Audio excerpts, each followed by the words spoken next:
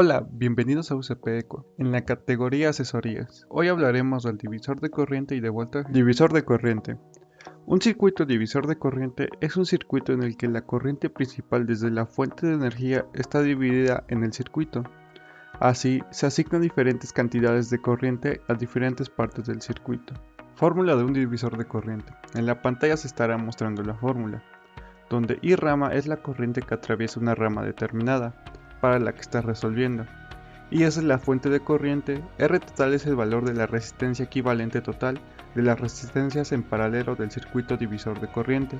Y R rama es el valor de la resistencia de la rama para la corriente que está resolviendo. Divisor de corriente con una fuente de corriente. Como se muestra en la imagen, el primer tipo de circuito divisor de corriente que vamos a pasar es uno en el que la fuente de alimentación es una fuente de corriente. Puede ver cómo se divide la corriente cuando un circuito está en paralelo, como son las dos resistencias anteriores. Cuando un circuito tiene resistencias en paralelo, la corriente de la fuente de alimentación se divide en las resistencias en paralelo. La corriente siempre toma el camino de menor resistencia, por lo tanto, la mayor parte de la corriente pasa a través de la resistencia de menor valor, que en este caso es de la resistencia de 5 kΩ. La resistencia de mayor valor ofrece una mayor resistencia, por lo que la corriente disminuye a través de ella.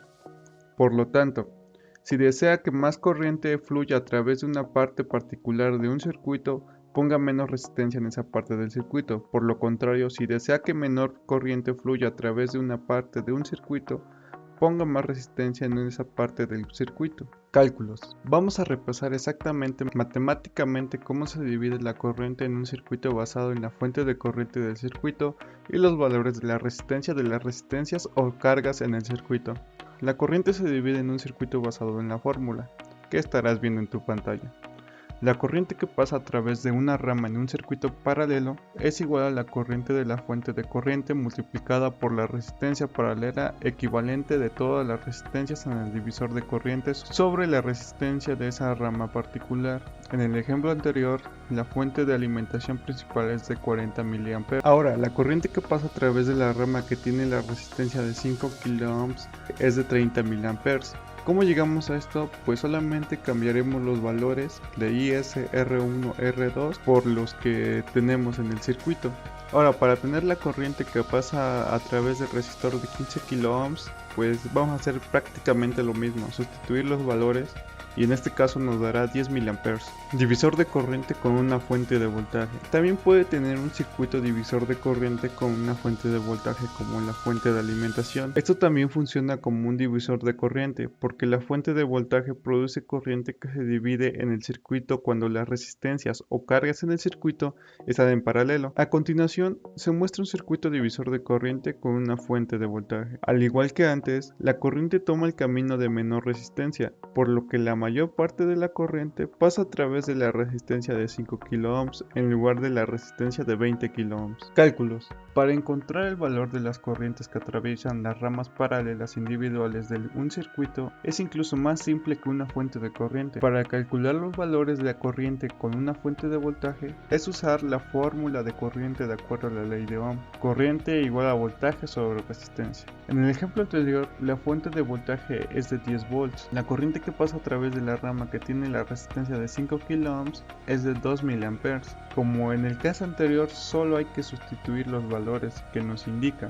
Ahora, la corriente que pasa por la rama que tiene la resistencia de 20 kΩ es prácticamente lo mismo, 10 volts sobre la resistencia, que en este caso es de 20 kΩ, que nos daría un valor de 0.5 mA. Divisor de voltaje.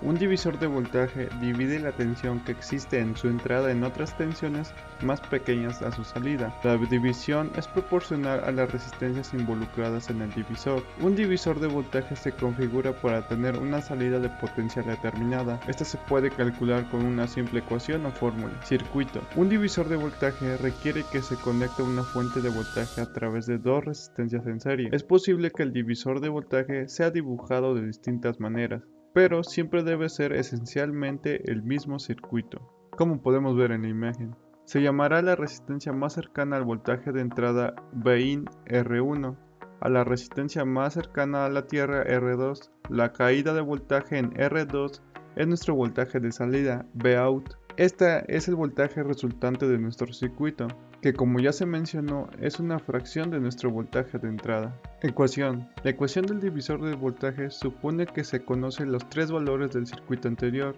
el voltaje de entrada, Vin, y ambos valores de resistencia, R1 y R2.